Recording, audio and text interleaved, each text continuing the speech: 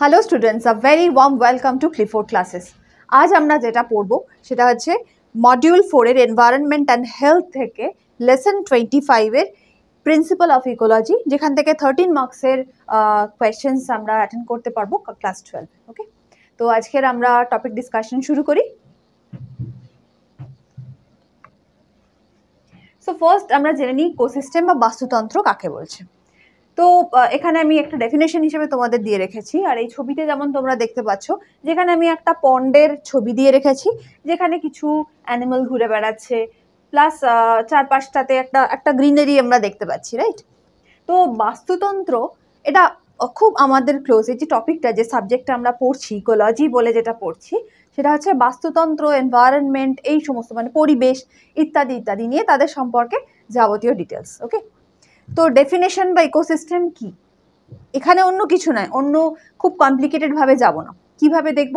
যেটা একটা রিলেশনশিপ, একটা পার্টিকুলার জায়গা থাকবে যেখানে কিছু প্লান্টস মানে যারা স্বভোজী জীব থাকবে, এবং যারা মানে তাদের উপর ডিপেন্ড করে যে সমস্ত রয়েছে মানে অ্যানিমালস রয়েছে, তাদের মধ্যে একটা সম্পর্ক, প্লাস তাদের এনভায়রনমেন্ট অর্থাৎ তাদের বাইরের পরিবেশের সাথে, অর্থাৎ যেমন জল যদি ধরি, মাটি ধরি, বাতাস যদি ধরি, এই যে পুরো সম্পর্কটা, এই পুরো যেটা তৈরি করে সেটা একটা ইকোসিস্টেম তৈরি করে।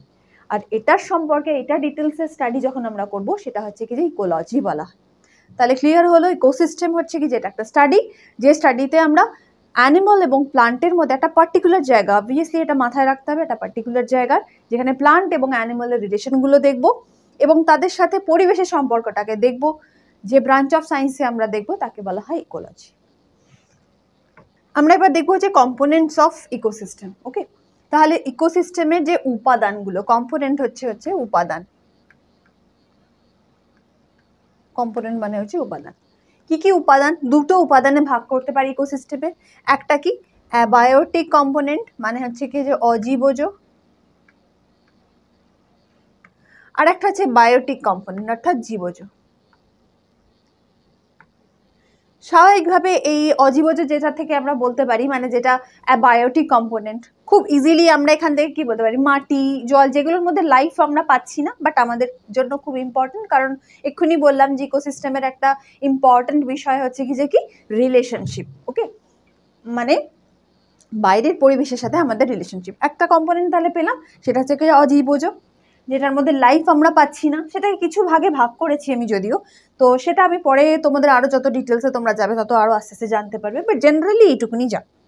নেক্সট আমরা জীবজ উপাদান যদি দেখি, তাহলে এদের মধ্যে কি পাবো, একটা প্রডিউসার পাবো অর্থাৎ সজীব উদ্ভিদ পাবো। নেক্সট কি পাবো হচ্ছে কনজিউমার, অর্থাৎ এই যে সজীব উদ্ভিদগুলোকে যারা প্রডিউস করছে, তাদেরকে যারা খাচ্ছে তাদেরকে বলা হয় কনজিউমার অর্থাৎ খাদক। আর ডিকম্পোজার, 3 নম্বর যেটা পাচ্ছি সেটা হচ্ছে ডিকম্পোজার।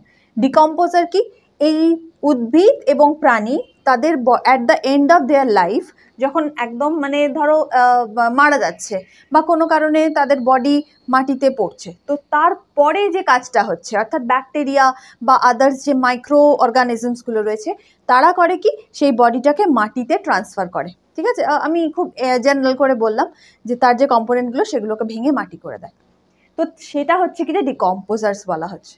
তো এই 3 ধরনের উপাদান আমরা পাচ্ছি হচ্ছে জীবজ উপাদানের মধ্যে। সো বাস্তুতন্ত্রের উপাদান সমূহ অ্যাজ টেক্সট হিসেবে এখানে দিলাম, যেটা আগেও তোমাদের বলেছি, অজীবজ বা অজৈব বস্তু এবং হচ্ছে কি যে জৈব বস্তু বা জীবজ উপাদান। নেক্সট আমরা আসছি অজৈব উপাদানগুলোর কিছু এক্সাম্পল। এখানে পরিষ্কারভাবে তোমাদের অনেকগুলো এক্সাম্পল আমি দিয়ে রেখেছি, যেমন খুব খুব কমনলি আমরা যদি দেখি যে carbon di oxide, oxygen, nitrogen, calcium, sulphur, সম্ভবত এগুলো মাটিতে থাকে এবং বাতাসের মধ্যেও মিশে থাকে। তো এগুলো হচ্ছে কিছু অজৈব উপাদান বা অজীবজ উপাদানের মধ্যে পড়ছে। আর জৈব উপাদানের মধ্যে আমরা যেগুলো পেলাম হচ্ছে কি যে উদ্ভিদ এবং প্রাণী, নট নেসেসারি যে সবসময় মৃত হতে হবে তা নয়, মানে তাও হতেও পারে সেটা। তো এগুলো হচ্ছে কি যে জৈব উপাদান বা লিভিং বা বায়োটিক কম্পোনেন্ট। তো অ্যাবায়োটিক এবং বায়োটিক এই দুটো কম্পোনেন্ট আমরা তাহলে পেয়ে গেলাম উইথ এক্সাম্পল। নেক্সট আমরা কি দেখছি, ভৌত উপাদান। আর একটু ডিটেলস, আমি যে ফার্স্ট তোমাদের একটা ছক দিয়েছিলাম, সেই ছকের মধ্যে কিছু আরো ডিটেলস ছিল, তো এটার আরেকটু ডিটেলসে আসছি। ভৌত উপাদান, ভৌত উপাদানগুলোকে কি দেখছি, ভৌত উপাদানগুলোর মধ্যে যেমন আমরা পাচ্ছি হচ্ছে কি যে জলবায়ু, প্রকৃতি, মাটি সম্পর্কিত বিভিন্ন রকম উপাদান। আরেকটা পাচ্ছি ভাগ করছি যেটা এগুলোর মধ্যে, সেটা হচ্ছে জলবায়ু, ভূ প্রকৃতি এবং মাটি সম্পর্কিত উপাদানগুলো, যেগুলো আলাদা আলাদা করে যদি আমরা ডিভাইড করি তো আমরা এরকম ভাবে বলতে পারি পুরো ব্যাপারটাকে। সজীবজ উপাদান, সজীব উৎপাদন আমি আগেই বলেছি যে 3টে ভাগ আমরা করেছিলাম, যেটার মধ্যে আমরা পেয়েছিলাম কি উৎপাদক, খাদক এবং বিয়োজক। উৎপাদক যারা হচ্ছে তারা যত প্লান্ট কমিউনিটি আমরা পাচ্ছি। ইকোসিস্টেম সবসময় একটা পার্টিকুলার জায়গাকে ধরেই করা হয়, মানে তুমি যদি বলো সেটা হচ্ছে কি যে পন্ড ইকোসিস্টেম, ওকে, পন্ড ইকোসিস্টেম মানে পুকুরের বাস্তুতন্ত্র, পন্ড ইকোসিস্টেম।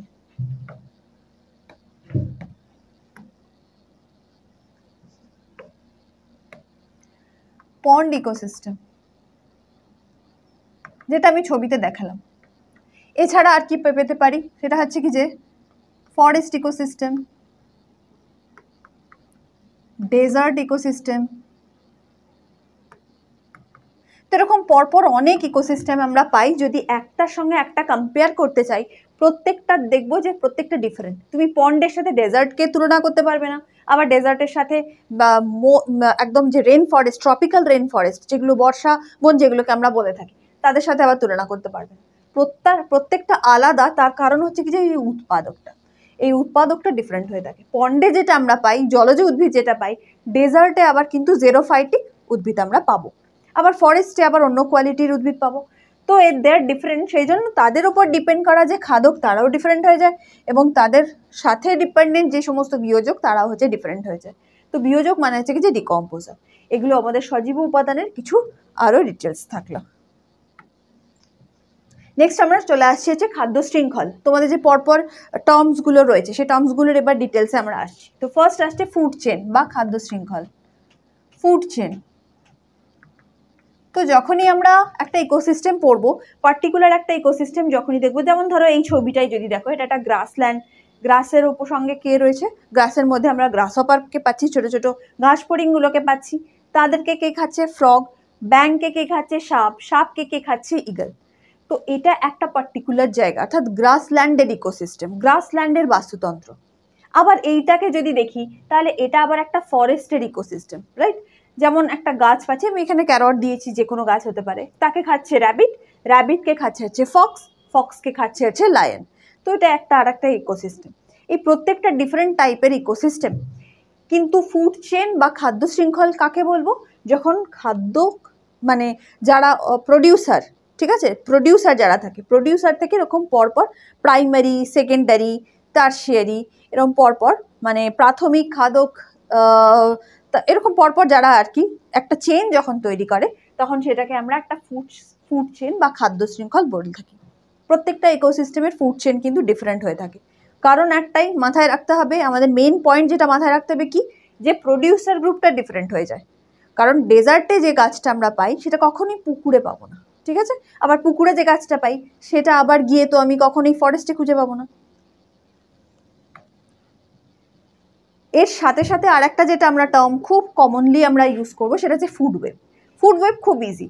খাদ্য জাল বা ফুড চেন যখন অনেকগুলো একসাথে জড়িয়ে থাকে একটা পার্টিকুলার জায়গাতে, অনেকে অনেকের সাথে রিলেটেড হতে পারে। এখান থেকেই তো অ্যাকচুয়ালি বায়োডাইভার্সিটি, ইকোলজি, ইকোসিস্টেম এই সমস্ত টার্মগুলো এসছে না।